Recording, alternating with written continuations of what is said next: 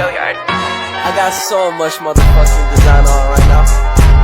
Break it down, bring it back, make it clap. I got 3 old thoughts, new block, where that thing. Bitches on my line, and you know.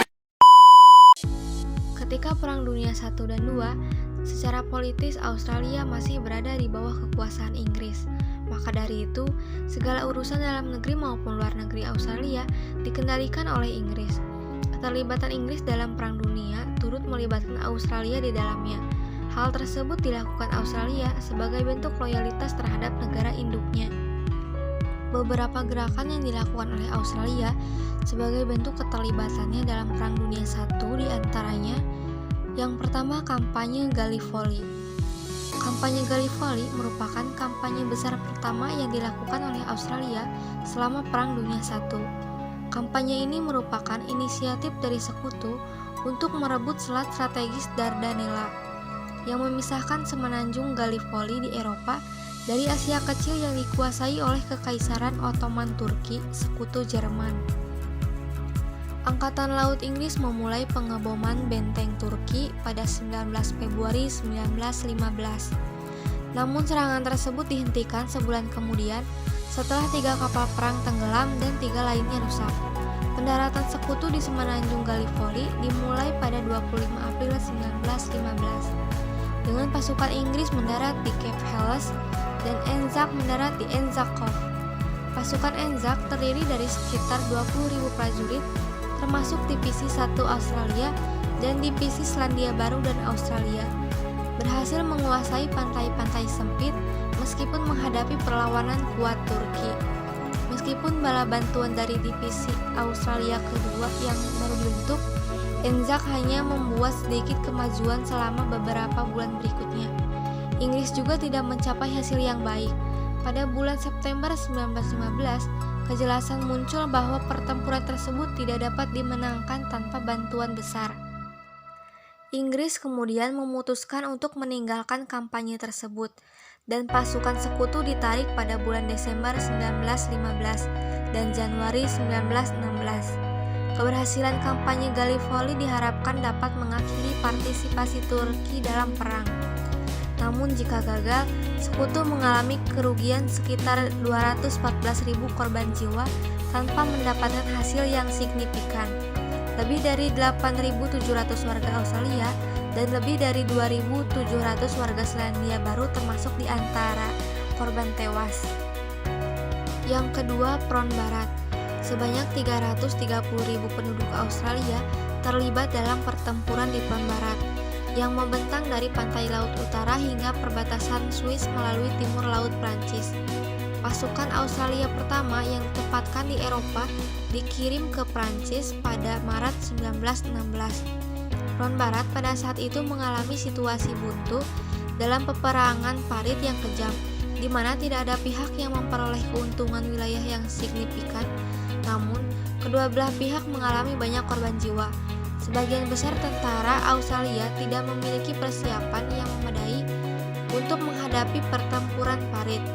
Akhirnya, sekitar 45.000 dari 60.000 warga Australia yang tewas dalam peperangan kehilangan nyawa mereka di Front Barat, baik karena luka-luka pertempuran maupun akibat penyakit seperti disentri, demam tifoid, campak, dan influenza. Yang ketiga, pertempuran Fromelles. Pertempuran Fromelles yang terjadi di Prancis Utara pada 19-20 Juli 1916 merupakan pertempuran besar pertama bagi pasukan Australia di Front Barat.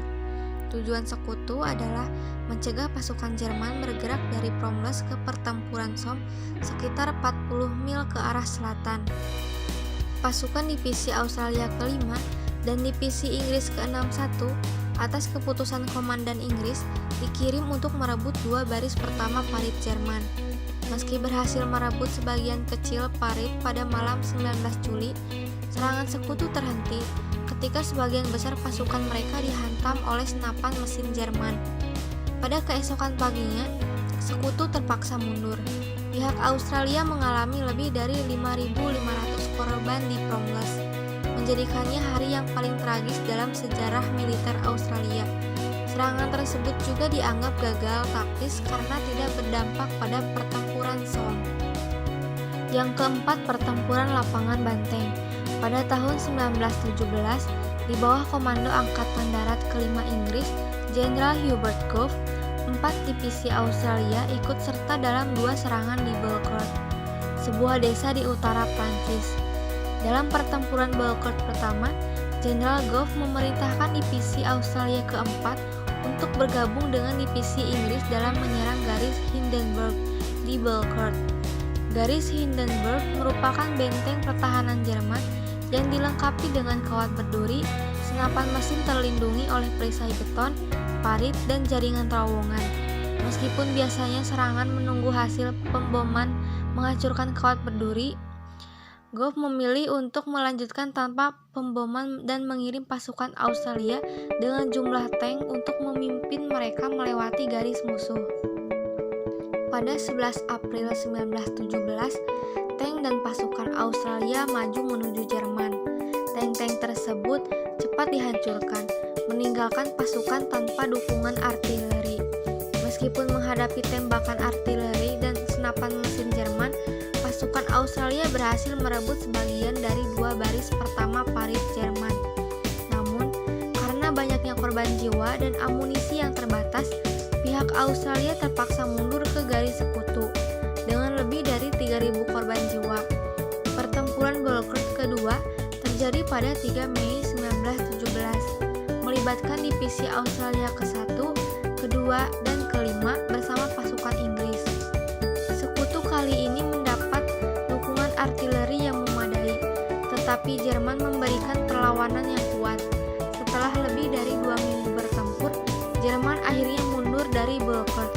Meskipun berhasil merebut sebagian kecil garis Hindenburg, kerugian sekutu signifikan, dengan 7.000 orang Australia menjadi korban. Yang kelima, pertempuran Messines. Pertempuran Messines adalah serangan yang dilakukan dengan tujuan merebut punggung Bukit Messines, daratan tinggi strategis di selatan kota Ypres, Belgia, yang dikuasai oleh Jerman sejak akhir tahun 1914. Serangan ini dilakukan oleh Angkatan Darat kedua Inggris di bawah pimpinan Jenderal Herbert Plumer, termasuk Korps Anzac II yang terdiri dari divisi Australia ketiga, divisi Inggris ke-25, dan divisi Selandia Baru. Pertempuran ini menjadi peristiwa bersejarah bagi divisi Australia ketiga sebagai operasi besar pertama di front barat. Lebih dari setahun sebelum pertempuran, tim penambang sekutu secara diam-diam menggali terowongan di bawah garis pertahanan Jerman sepanjang punggung bukit. Sejak November 1916, perusahaan terowongan Australia ke-1 telah bekerja di bawah Hill 60 dekat Ypres, yang diisi dengan bahan peledak. 2 minggu sebelum pertempuran, sekutu mulai membombardir parit Jerman. Pada 7 Juni 1917, pukul 3.10, mereka meledakkan 19 ranjau, menewaskan sekitar 10.000 tentara Jerman secara instan. Didukung oleh tembakan artileri berat, pasukan Inggris, Australia, dan Selandia Baru maju merebut garis musuh dan menangkap ribuan tahanan. Dalam 3 jam, sekutu berhasil merebut Messines Ridge. Divisi Australia keempat kemudian dikerahkan untuk menghadapi kemungkinan serangan balik Jerman. Pertempuran berlanjut selama beberapa hari di Messines. Dengan sekutu yang semakin maju ke wilayah Jerman, perlawanan Jerman berakhir pada 14 Juni. Meskipun berhasil mencapai tujuannya untuk mempersiapkan medan pertempuran untuk pertempuran Ypres ketiga, kemenangan itu datang dengan harga tinggi. Sekutu menderita sekitar 26.000 korban, jumlah yang sebanding dengan korban Jerman. Korps Anzac II menyumbang lebih dari setengah total korban tersebut. Yang keenam, pertempuran Ypres ketiga. Pertempuran Ypres ketiga, atau yang dikenal sebagai pertempuran Passchendaele, dimulai pada akhir Juli 1917 dan berlangsung selama lebih dari 3 bulan. Pertempuran ini menjadi pertempuran ketiga dan terpanjang di Ypres, wilayah Flanders, Belgia. Tujuan Inggris melakukan pertempuran ini adalah untuk Inggris menembus garis pertahanan Jerman yang kuat serta merebut pegunungan di sebelah timur Ypres. kemudian maju ke utara menuju pantai Belgia untuk merebut pangkalan kapal selam Jerman. Inggris memulai serangannya pada 31 Juli. Mereka berhasil menembus sayap kiri garis Jerman, namun sayap kanan serangan tersebut gagal. Dalam beberapa hari, hujan mengubah medan perang menjadi rawa yang hampir tidak dapat dilalui. Selama sebulan berikutnya, pihak lawan melancarkan serangan dan kontraserangan di lumpur yang sangat dalam, menyebabkan tentara yang terluka tenggelam di dalamnya. Pada bulan September, pasukan Anzac dipanggil untuk berperang bersama pasukan Inggris yang mulai kelelahan. Selama 8 minggu berikutnya, kelima divisi Angkatan Kekaisaran Australia terlibat dalam serangan, yaitu Menenrod, Polygonwood, Broadside, Pulkapel, dan Passchendaele, menunjukkan keberanian dan keterampilan yang memperkuat reputasi mereka. Pertempuran Ypres ketiga berakhir pada awal November setelah pasukan Kanada merebut kota Passchendaele. Hanya 5 mil dari titik awal serangan, jumlah korban sangat besar, dengan sekutu kehilangan lebih dari 300.000 tentara, termasuk 38.000 warga Australia, sementara korban di pihak Jerman lebih sedikit. Yang ketujuh, pertempuran Villers-Bretonneux kedua. Pada Maret 1918, Jerman meluncurkan serangan untuk merebut kota Amiens di Prancis, yang merupakan pusat kereta api yang strategis. Saat mereka bergerak ke barat menuju Amiens, mereka menyerang Villers-Bretonneux pada 4 April. Namun, Jerman baru berhasil merebut kota tersebut dalam pertempuran Villers-Bretonneux kedua pada 24 April. Sebagai respons, Sekutu segera merencanakan serangan balik yang melibatkan 2 brigade Australia, Brigade ke-13 dari Divisi 4 dan Brigade ke-15 dari Divisi 5 didukung oleh pasukan Inggris. Pada malam hari, pasukan Australia melancarkan serangan mendadak dengan Brigade ke-15 menyerang sisi utara kota dan Brigade ke-13 menyerang sisi selatan. Keesokan paginya, mereka berhasil mengepung kota, dan pada 26 April, Villers-Bretonneux berhasil diamankan. Kemenangan Sekutu mengakhiri ancaman Jerman terhadap Amiens. Meskipun Australia mengalami kehilangan sekitar 2.400 tentara, bendera Australia masih berkibar di Villers-Bretonneux hingga saat ini sebagai tanda penghormatan terhadap pengorbanan Brigade Australia dalam membebaskan kota tersebut. Yang kedelapan, kampanye Sinai dan Palestina. Pasukan Australia berperan dalam pertempuran di Timur Tengah sejak 1916, terutama dalam mempertahankan terusan Suez dari Kesultanan Utsmaniyah. Divisi berkuda Anzac dibentuk pada Maret 1916 sebagai bagian dari pasukan ekspedisi Mesir dengan tugas melindungi dataran tinggi di selatan Romani. Pada 3 Agustus 1916, Turki menyerang Romani, tetapi serangan balik pasukan Australia dan Inggris berhasil mengakhiri ancaman terhadap Mesir. Meskipun berhasil, pertempuran menyebabkan lebih dari 1.100 korban jiwa, terutama dari divisi berkuda Anzac. Setelah pertempuran Romani, IIF menuju Palestina, mencapai kemenangan di pertempuran Magdaba dan Rafah pada Desember 1916 dan Januari 1917. Serangkaian serangan ke Gaza dimulai pada Maret 1917 dengan pertempuran Gaza ketiga pada Oktober 1917 yang ditandai oleh serangan terhadap Beersheba oleh Brigade Kuda Ringan Australia keempat. Keberhasilan ini memicu jatuhnya Gaza dan kemajuan menuju Yerusalem yang direbut pada Desember 1917. Pada 1918, Sekutu menduduki Lebanon dan Suriah, dan Kesultanan Utsmaniyah menyerah pada Oktober.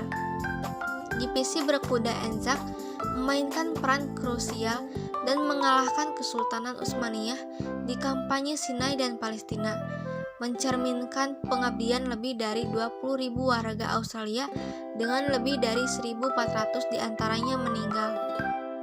Perang Dunia Kedua. secara resmi dimulai pada tanggal 1 September 1939 sampai tanggal 14 Agustus 1945.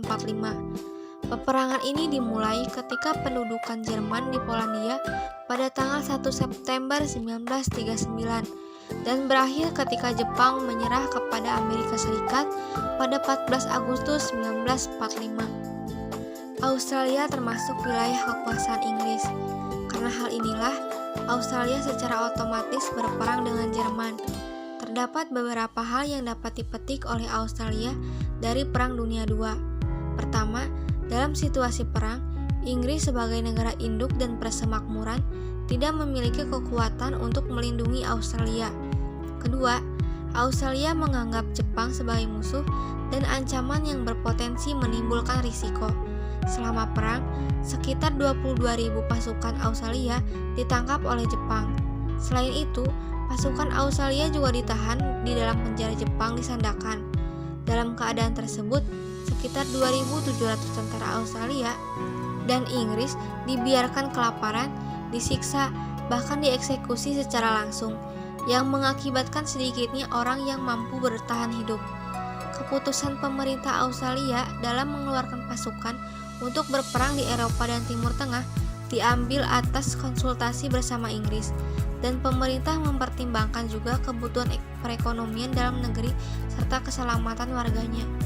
Keterlibatan Australia dalam Perang Dunia II semakin terlihat ketika Jepang mulai memasuki perang pada tahun 1941.